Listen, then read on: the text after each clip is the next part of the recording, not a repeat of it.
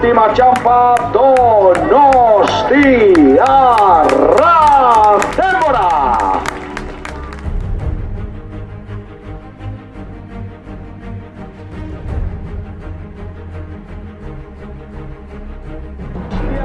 Urbiltzen hortxe txalo, bero bat! Hau eskak!